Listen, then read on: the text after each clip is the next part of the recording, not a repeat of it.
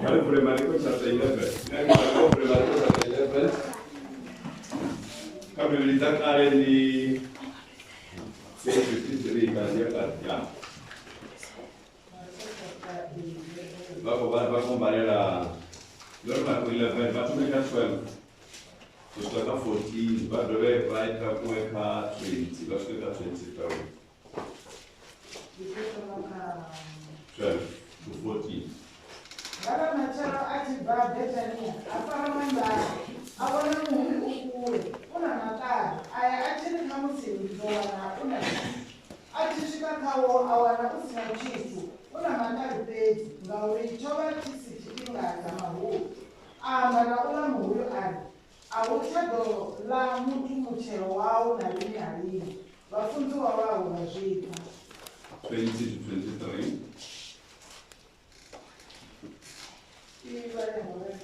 Ngavachero vachipira vawana kula muhuriwo oma na minzi Petro aelozve zvaipa abudza Yesu ari mufudzi wonola muhuriwo wausema wooma. Yesu apindura ari ivari narutendo rwautenda mudzimu ngombo ndiyanikuda ane agamba naitawa ari takuwa udikudzerwa njeni araro asati matini mbiri yawe atenda uri zvine amba zvigovaone nangoho zvigovaona. Hallelujah. Amen. 12 iri ngala machero achibva Bethania afarwa ngandara 13 yake avona muhuyu ukure una matari aya achiri kamusi ndidowana chitu achisvika kawoi awana usina chitu una matari pedzi. Haleluya. Amen. Ngauri chova chisi chipinga cha mahu ndirotoka cha mudzimu. Amen. Haya mafungo haya ndori bichikadzwa kukanya zvakudya mafungo yaseze zvakudya Yesu kubva Bethania zvona. Haleluya. Amen. Ova nandara. Yesu ya nandara. Muhuyu koyi mandirani. Achiusedza awana una matari. Biblia yakutimiri asendera. Achiri tamusi kudowana mini. Zoula. Awana munusina chitu. Mara kumudona dinani lauri. Tiri Yesu fudiva zote. Ova chisu divori asipinga chama huyu. Kofana zote. Ova achisu divori asipinga chamini chama huyu. Mara kama verse 14. Biblia yakutimiri amana ula muhuyu ali. Aucha dola mutu muchero wao narini. Haleluya. Amen. Yesu ukosema mini muhuyu. Nende chiseza mapunzo kubona mamre nabo mabego kwa muhuyu mara. Haleluya. Wakati wa mzimu hapa. Ndio mamre nabo ndo bafezo abudi. Ngatili umuhuyu asipinga chama huyu. Kia mbona watu kabeni komera chiti 1 million nendo ra ndi kwabe ngo babona ngandi sita bone bagaton semelo ndi ati na 1 million. Hallelujah. Amen. Ndio walichimena mapungo zao. Verse 40 amba na ula muhuyu ali auchado la mutu muchero wao nalini. Yesu uita susongo dowe yabo. Yesu uita something strange. Uamba na muri. Hallelujah. Uamba na mini na muri. Yesu sazoto gowore na ruti. Ngori hoyo mtu Yesu uyazidivori muri au na neve. Ende muri au itabi awambi. Hallelujah. Amen. Yesu uamba akuhayete una bafunzi wabawe. vane ni dzitanzi dza zwine a khou ita zwone. Haleluya. Chimwe chipinda kechi ndikuri number 1 Yesu kuita zvisongo doweleyaho zvoamba namuri. Chipinda chauviri kechi achizvidiva zori muri auna ndeve ende auna muromo. Chipinda chamuraru kechi Yesu kuamba namuri vafudzi vavo vachizvita. Vadivere nevavone vikwambana nidzimiro imao apa. Vone vangatsini ndivone vavangari vochifaro vagopenga nomazuva vafuna vavakorwara. Ndivona kuti zvava vafudzi vavo vazvipfa musi Yesu achikwamba namuri. Haleluya. Mara zvino Yesu achiamba namuri uri nini ndiye zvinokuita kuti vapfezvani. Yesu usema muri. Yesu usema nini? Muri. Ari auchadola mutu muchero wau narini narini. Ngaimwendira Yesu obudza muri uri ubva namusi iwe puta una meombodifa ngauria una mushumu. Haleluya. Ndinotoka mzimu apa. Oyu muri wawe mandirani ya Yesu. Ngauria una zviliwa, ngauria una chitu. Yesu abona zvakuinga uko usema uri ufe usendova wavaona. Haleluya.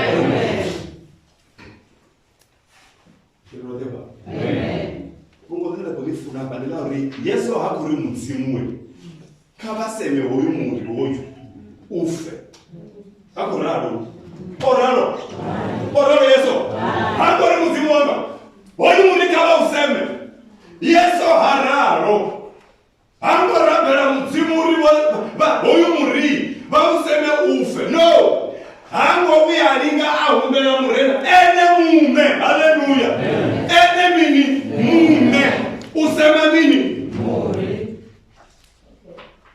Rirote apa. Haleluya. Chinoko musemisa muri nduri ene uya zvidivoro kuna mandanga kumwa. Ndiko fiwa apa. Haleluya. Ndiko dogoro. Chinoko mune anungo zosema muri ndika uri ene uya zvidivoro na kumwa ngauna manda.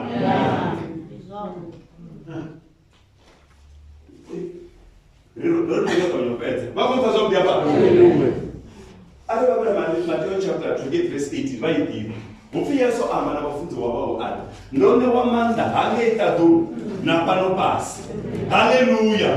So ova achitova nakutanzuri manda unako hoyu muhuyu ausema kudofa.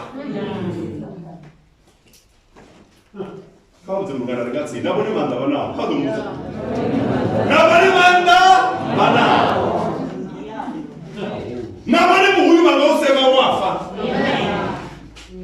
Atiri Yesu ni vote vomukanganedza wova nemanda wova vana vamudzimu. Haleluya.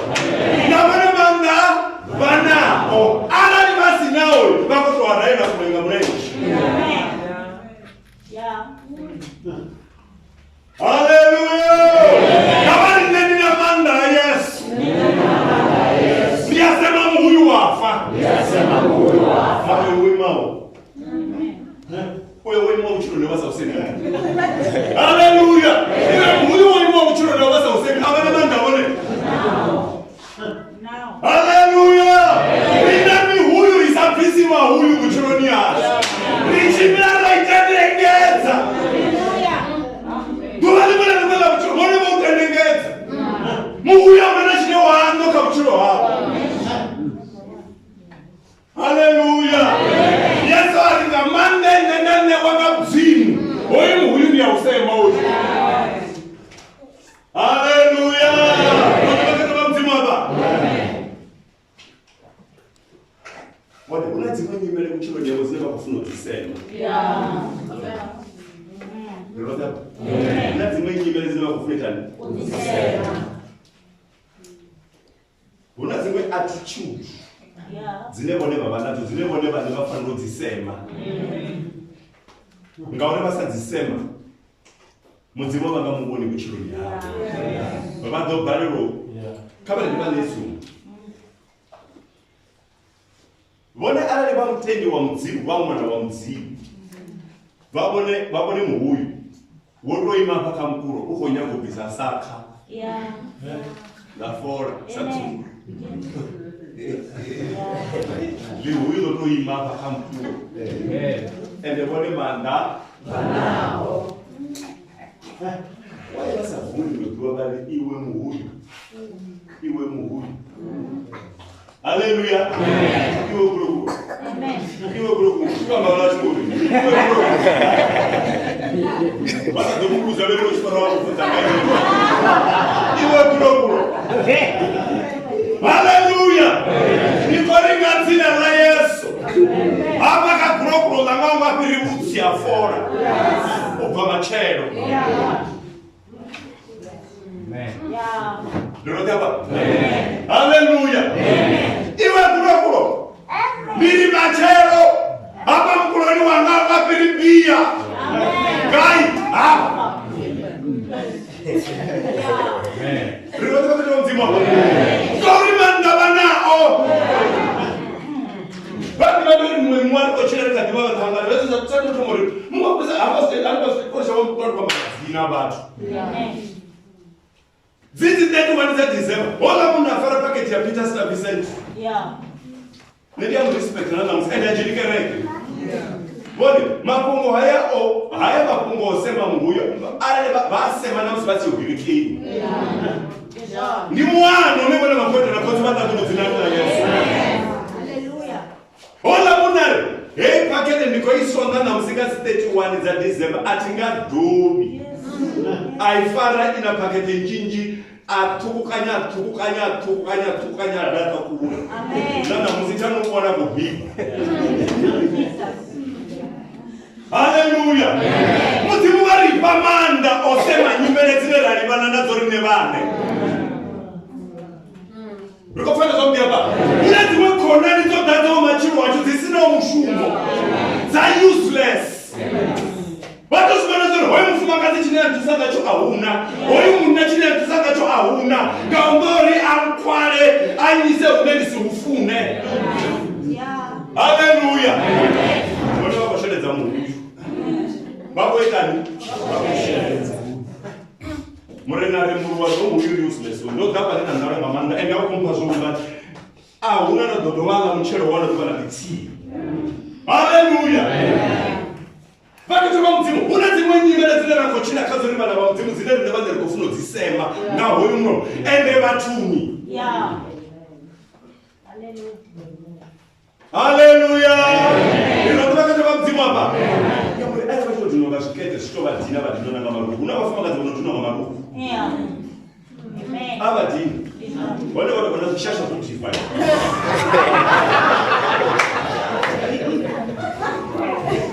Sinarudoka sasa.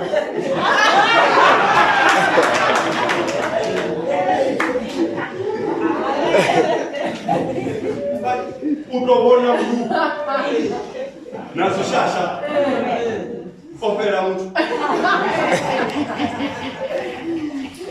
Hallelujah. Amen. Kama sema. Hallelujah. Amen. Bali next shipping. Ati shipping. Ngazina mamrena wa Yesu Kristo yenye melenga dunia mbona hivi. Hallelujah. Hallelujah. Kana matonda na mesini zibadile ko sinyeza bali pipi ati ngase zimurau. Oh God, bone.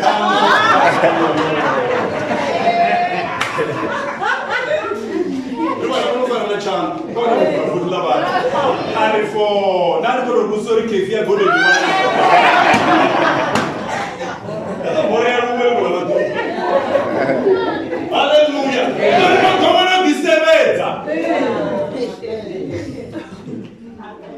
Hallelujah. Unati mwenye melezi nebo neba neba kufuno tisemanga na oneba tiseme batuni. Yeah. Eni melezi wa isema mafutu wa wawan. But don't think of message speak. Can you go verse 20? Verse 20 Biblia mzimu yake. Ngaba chero ne bachipirai. Bawana ula muguyu wa manamizi. Osema mroba. Ngaba machero bachibuya babana muri wo manamini namizi. Zile bone bamba ziyasika ziyaita ziyabuka.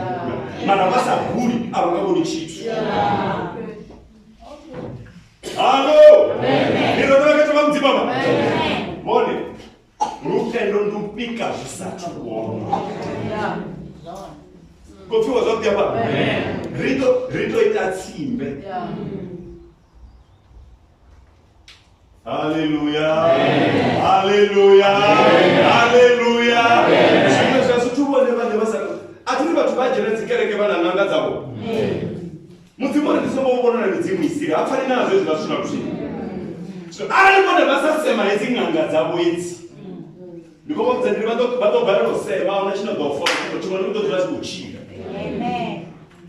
Baba rishuma ngarutendwa. Hallelujah. Rishuma ngamini. Wawini na Yesu ndinazvoke. Ngauri zvasararo zvichikondai vatoumele madhumani vagari eje. Hallelujah. Hallelujah. Vakusemungana vari zvichikonda humi. Ndinofuna baba vamamanya vanhu. Vona vachijere kuti varumanani. Tete. Vofundisi vachifaro. La. Kuti wako vanhu vakero kana vana. Ndodara kugisa munhu, ndovakuma kugibela.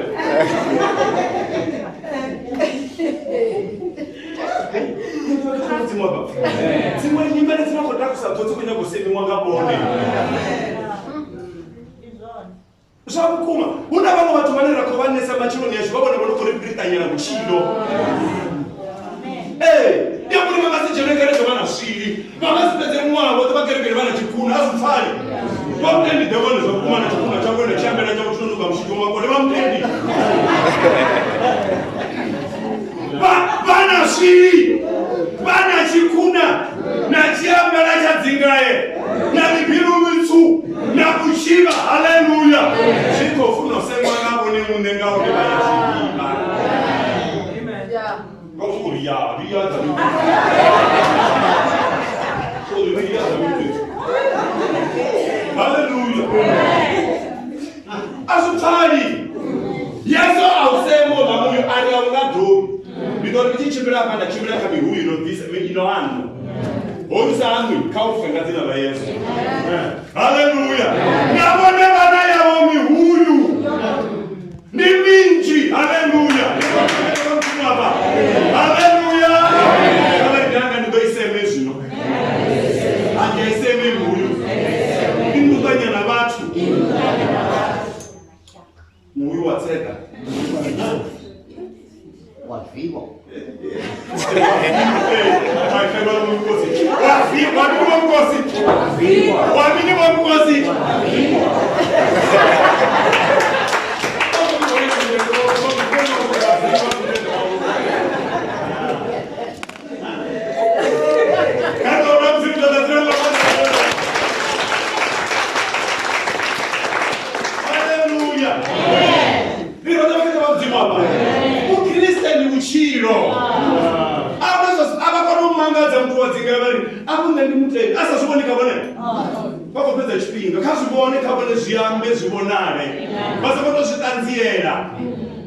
Hallelujah.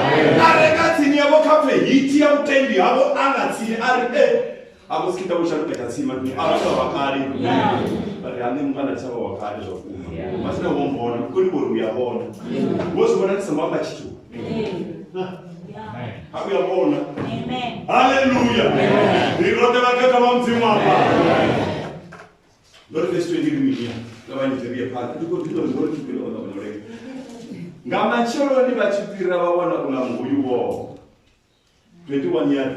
Petro aelera zvaitwa. Abudza Yesu arivona ula mbuyu wausema woma. Yesu vana vafunzi wavo vanja. Mara ni Petro kwedzi. Petro ovana interest kama dhembe Yesu aita. Hatunga vavo vafunziwa. Ende ndimubona unjani vazungura sinachiri ale aivomrena.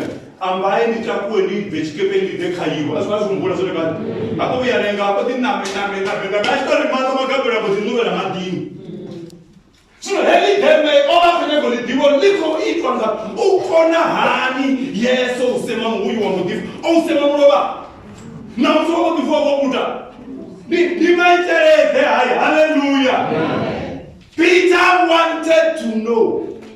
Nobody wafuna uzidiva. Yesu wafuna uzidiva. Hallelujah. Yesu akana muchiva. Hallelujah. Kama verse 22. Ari Yesu apindura ari. Imani na rutenda mzimu. Hallelujah. Boni ari vasatutenda uyu mzimu. Mungu uyu makasi useme. Kufana zote. Vado diva mutendi aregerekeni na mahuyo wawe mtinga. Ende mahuyo ne asanu chitu. Yeah. Hallelujah. Ati tu mahuyo wenye wakati ya kuchiro habo bora. Remember? Ati divi mini mahuyo wenye kuchiro ya. Mwone wakati wabana mahuyo nebo mara mwone machundi. Nene kure abaremburu wa usemani na uyu. Yesu uribone basebe uyu bakufuro bana rutendo. Mountain moving faith. Rutendo musuzu usazitaba. Unataba injili mu machiro yashwa. Ziko nyaga bone bachirimbu bazisema. Hallelujah. But clear. Hallelujah. Ngongo ndiyanikuza. Ane adwamba naitaba ari takuwa udikuzerwa njeni. Araro asatimatimi mbiruni yawe. Atenda zine amba zidoba honi. Na ngoho zidoba honi. Hallelujah. Arari bone bana nataba yabo bone bana na muhuyu waboyo. Uchiko batina umuhuyu wa muntu. Abayi kaye bari ko dikchironi yamba bako kaga. Kaba kuzemurena bari haba mu makomo abandi ababono n'ubucire kwa basikoli. Ati batozika muchiro wanga. Murena kaba bona nawo bone bana. Amen. Hallelujah. Rirote aba. Bako sema muhuyu wabo. Bako bono shaka mena ngo amachiro. Beruka 6 ya machiro basa tunofua. Sigisi. Ya machiro.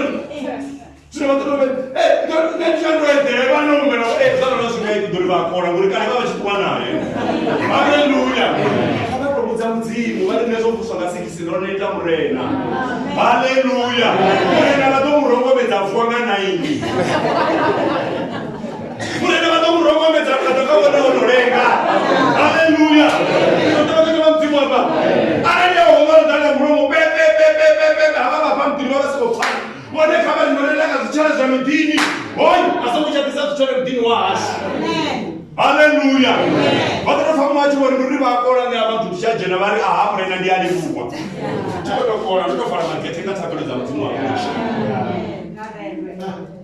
Hallelujah. Uli bwana shuwa na mtendi yako sababu di. Amen. Wirote hapana. Hallelujah. Amen. Oro mutendo unarudo basuzuru sera taba zote zine bali bana nazo kuchiro.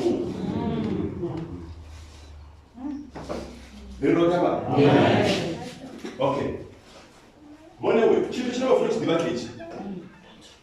Hapa mzimu ni rishumanga rutendo. Arali baba mutendi asina urutendo. Kama mzimu kabato hana. Ngori Bible chapter 11 verse 6. Ili ngauri mzimu ataka zinga asina mimi. Uno basendera mzimu nichawo wetamini. Basendera mzimu nichawo wetamini. Shauri mimi uone. Na uriba mtonda udoba nemini. So ara wona basina rutendo mara mbona badawona ba. Hapa rishumanga rutendo. Rorimba zanga zote zidoruwanga mzimu. Nemune atichadilwera. Hallelujah. Hallelujah. Ara kuna nyingere zinaboneza ko badina ko ubuchiro. Bone kabazi buze murena. Hallelujah. Noma kwenda mara. Matthew chapter 5 verse 8. Kabali baba leo. Ili arali changa chao choula chichuka kisa. Chitumure kuchirate kube. Ngauri ndi kwine.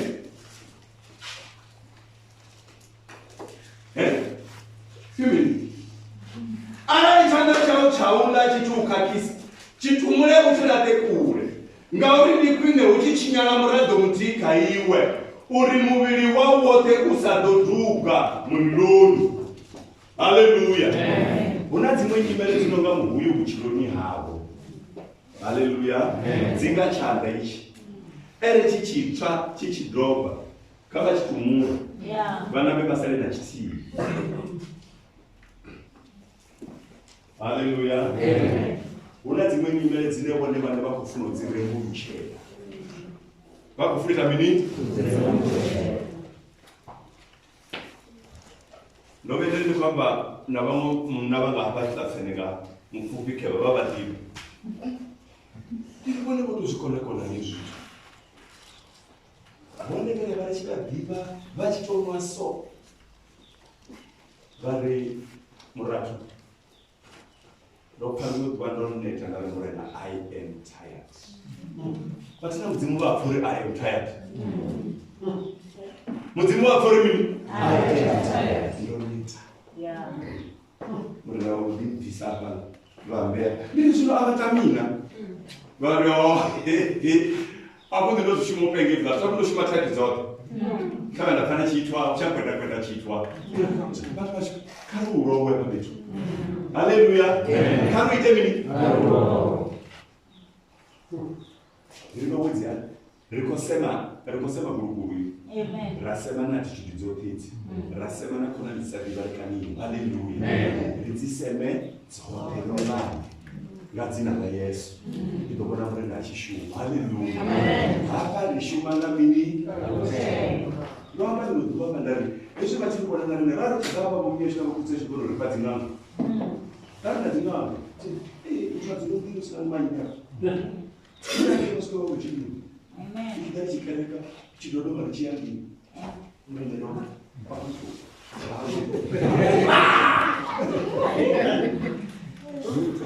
Zvichiya kuti mara ndikudirira medze izvo.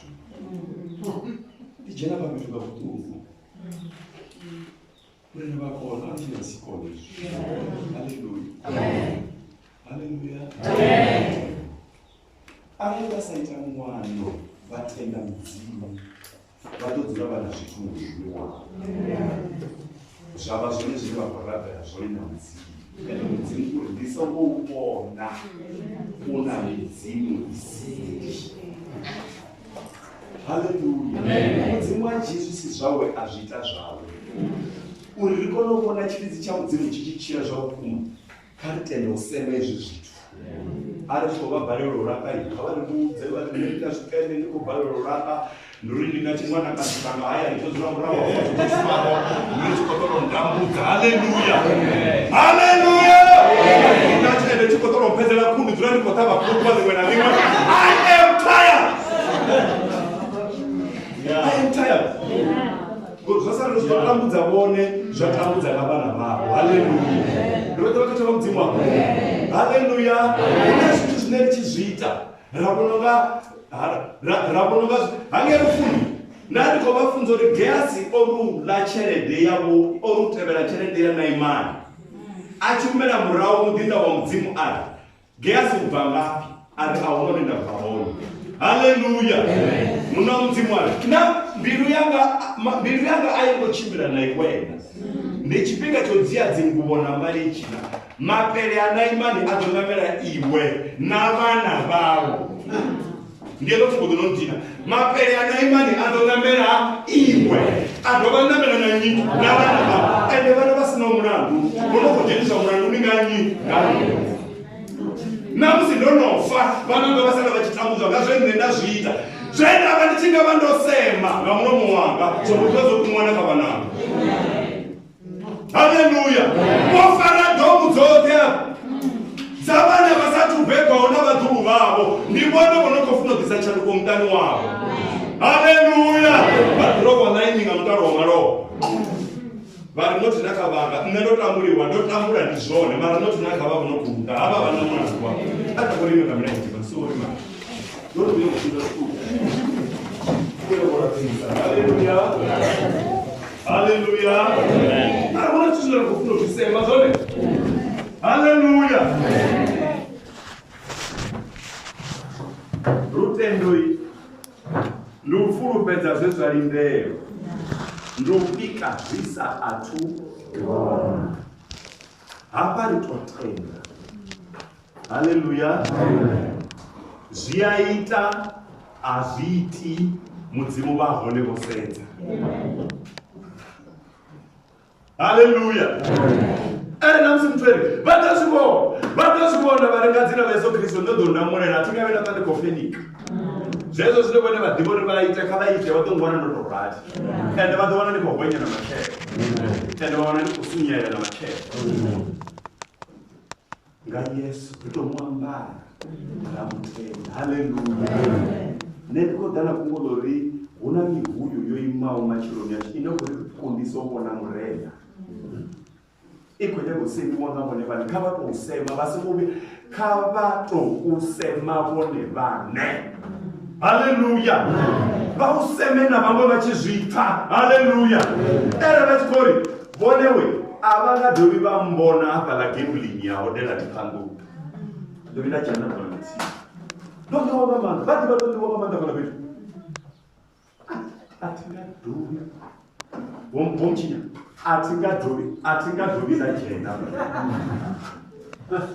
ngori vamba vavote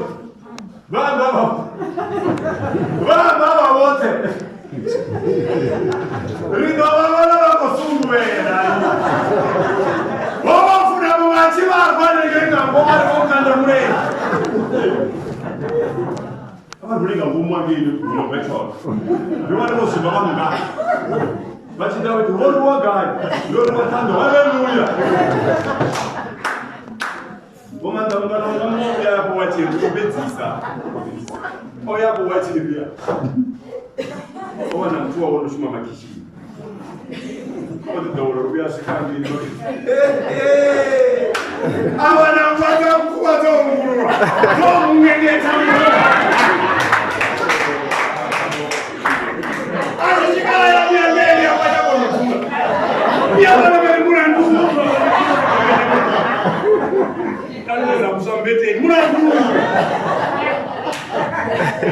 edera zambara muna ndumu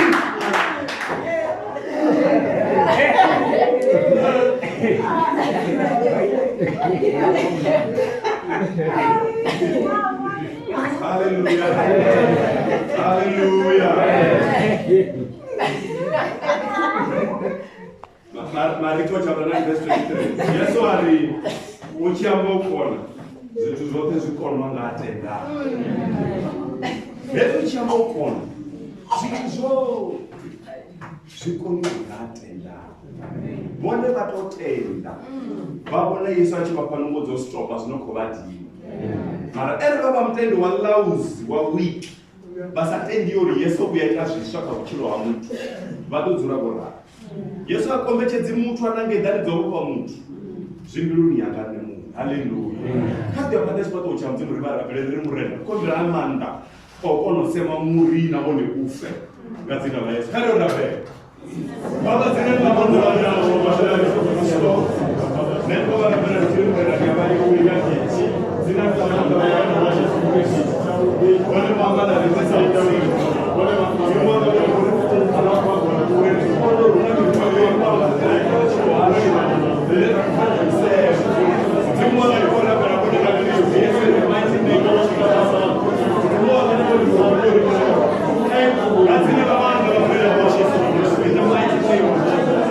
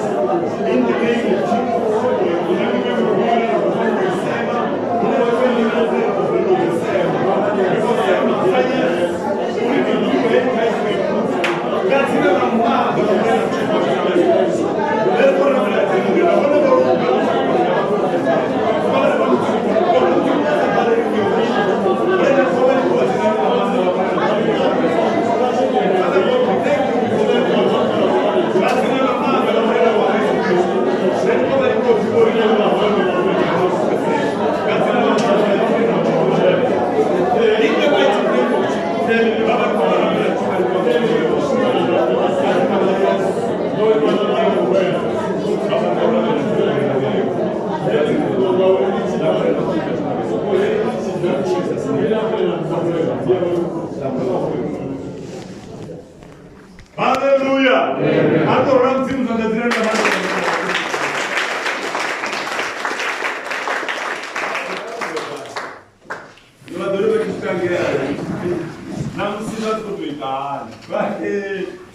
wafuza kamba ngangwaya ngoma waisi ndio kamba ngangwa.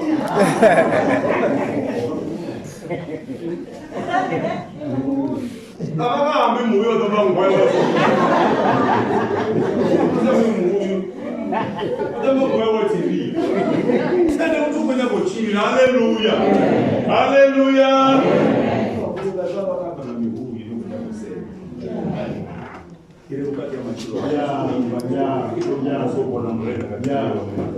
Hallelujah.